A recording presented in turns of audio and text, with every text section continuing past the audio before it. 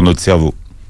Alors, ce qui est passionnant dans votre livre, c'est que vous écrivez qu'on sait désormais que ceux qui pratiquent une religion ou accordent une grande importance à la spiritualité vivent plus longtemps que les autres et en meilleure santé. Comment est-ce qu'on le sait ? Une étude a été publiée il y a 3 ans qui m'a donné l'idée d'écrire ce livre. Je découvre que les gens qui croient dans une religion vivent 7 ans de plus que les autres. Et là, je peux vous dire que j'en reviens pas. J'essaie de comprendre.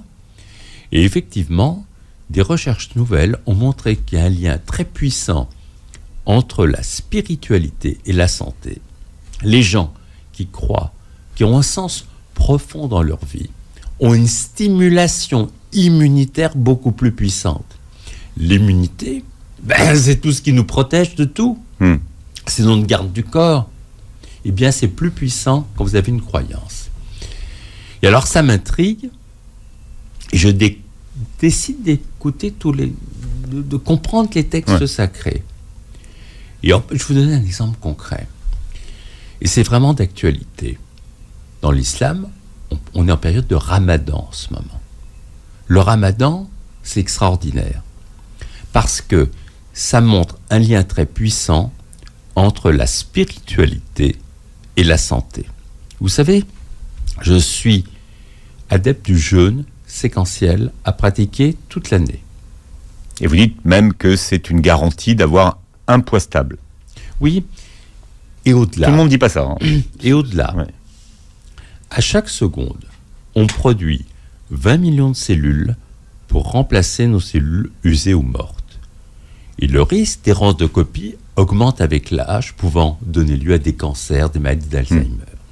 Quand on pratique ce jeûne, on renforce l'ADN, il y a moins d'erreurs de copie. D'ailleurs, le teint est plus clair, plus tonique, moins d'asthme, moins d'allergie, moins de rhumatisme. En fait, on lutte contre notre obsolescence programmée.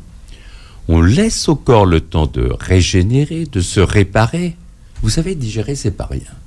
On fait travailler une dizaine d'organes. Le foie, les reins, le pancréas, le côlon, c'est une usine. Et tout se passe comme si dans une vie, il y avait un nombre de repas limité à prendre. C'est ça que vous expliquez dans votre livre, très bien. C'est qu'on a un nombre de repas limité à prendre. Absolument. Et alors, il y a eu plein de recherches récentes sur ce jeûne, dont un prix Nobel japonais il y a 3 ans. Qu'est-ce que ça montre ? Ce jeûne séquentiel augmente de façon considérable l'immunité. L'immunité, ça fait le ménage des cellules cancéreuses qu'on fabrique tous les jours, qui nous aident à lutter contre les virus. C'est ça qu'on appelle l'autophagie ? L'autophagie, c'est se débarrasser des cellules mortes ou malades qui déclenchent des maladies. Ensuite, ça fait chuter l'inflammation, porte d'entrée des maladies. Ça fait sécréter une petite molécule qui fait qu'on a une superbe acuité cérébrale, meilleure mémoire, on pense plus vite et on est de bonne humeur. Et enfin, ça fait sécréter l'hormone de croissance jusqu'à 3000%. C'est étonnant. C'est une hormone anti-vieillissement. Elle s'appelle comment Elle s'appelle comment C'est l'hormone de croissance. Ah, l'hormone de croissance. Et pour le cerveau, c'est BDNF. Vous avez des petites molécules. Alors, globalement, ce jeûne séquentiel, c'est très intéressant parce que Ramadan, en ce moment, montre à quel point il faut jeûner. C'est une ouverture extraordinaire. Et je veux dire que, en dehors de cette période de Ramadan, il y a d'autres jeûnes dans la religion musulmane qui continuent. Et quelque part, quand je me suis beaucoup intéressé au Coran, et j'ai beaucoup appris. Tu as rencontré des théologiens au Maroc. Et j'ai été rencontrer des théologiens au Maroc pour essayer de mieux comprendre. Et en fait, dans la religion, ça montre qu'on est responsable de son corps. On est comme locataire de son corps, on doit en prendre le plus grand soin. C'est un dépôt, quoi. On a le corps en dépôt. On est en dépôt, on est responsable. Et quelque part, le Ramadan correspond à une forme de purification intérieure. Vous savez, on parle souvent de détox, mais à un moment donné, si votre corps, vous le poussez tout le temps à vous alimenter sans vous arrêter, vous allez l'user. Vous savez, tous les 5 jours, on refait complètement la tapisserie des intestins, on refait toutes les cellules. Alors, je ne vous dis pas si vous êtes tout le temps en train de pousser en alimentation. Vous savez, aujourd'hui, en France, on ne meurt pas de carence ou de faim, on meurt d'excès.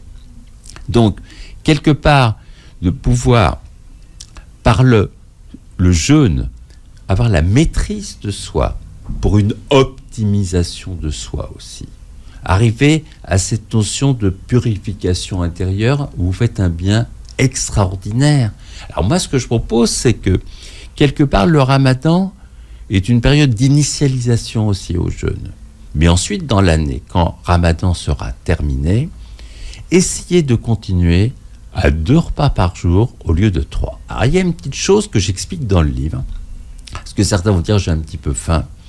En découvrant tous les textes sacrés aux 4 coins du monde, j'ai découvert des mélanges de plantes qu'on appelle calories mimétiques, dont je donne la recette dans le livre.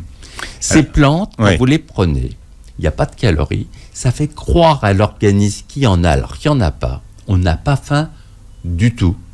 Et en étant bien hydraté, on passe sans problème de 2 à 3 repas et on gagne des années de vie en bonne santé, c'est absolument fabuleux. Et les champignons, c'est bon. Oui, alors, les champignons, c'est bon pour la santé. Mais vous savez, le poids, c'est un vrai sujet. Parce qu'on sait que l'excès de poids augmente d'abord les risques de cancer et de maladies cardiovasculaires. Et bien, dans les temps anciens, ils avaient découvert des recettes, justement, de coupe-faim naturelles. Je peux vous dire, je les ai essayées. On en prend un, on ne mange pas de la journée. Quelques exemples. Par exemple, dans la Chine ancienne, ils utilisaient un gâteau de riz gluant. Alors je me suis dit, mais d'où ça vient ? Vous savez, la muraille de Chine a été faite avec du riz gluant et de la chaux. En utilisant du riz gluant, des produits laitiers pour remplacer le calcium de la chaux et certaines épices, on prend ce gâteau de riz gluant, vous êtes incapable de manger dans la journée, c'est un coupe-faim incroyable. Vous avez aussi... Mais parce que ça... C'est un pavé dans l'estomac. Voilà, c'est ça. On ne peut plus manger du tout. Avec un petit coup d'eau là-dessus, c'est parfait. Ah non, mais vous avez des coupes-faim naturelles incroyables. Et en fait, je peux vous dire, essayez ensuite ce jeûne séquentiel avec ces boissons quand le ramadan sera terminé. Continuez sur cette belle lancée du ramadan. Vous aurez une énergie, mais à couper le souffle. Vous allez être dans une forme extraordinaire. Il faut vraiment l'essayer. Alors vous parlez donc de la méthionine et l'intérêt pour nous de réduire toute l'année nos apports en méthionine. Oui, parce que... Alors qu'est-ce que c'est ? Expliquez-nous comment ça fonctionne et quel intérêt peut-on avoir pour vivre plus longtemps d'une certaine façon. En fait, on s'aperçoit que les liens entre l'alimentation et la longévité sont extrêmement étroits. C'est-à-dire que quand vous avez une belle alimentation, alors c'est pas de compter les calories, ça c'est complètement terminé, c'est simplement entre des aliments, il y en a qui protègent et d'autres qui réduisent l'espérance de vie. Il y a une étude qui a eu lieu formidable, qui a montré que par exemple quand vous prenez un hot dog, à chaque hot dog on perd 36 minutes de vie, et quand vous prenez par exemple une poignée d'amandes sans sel, on en gagne 26.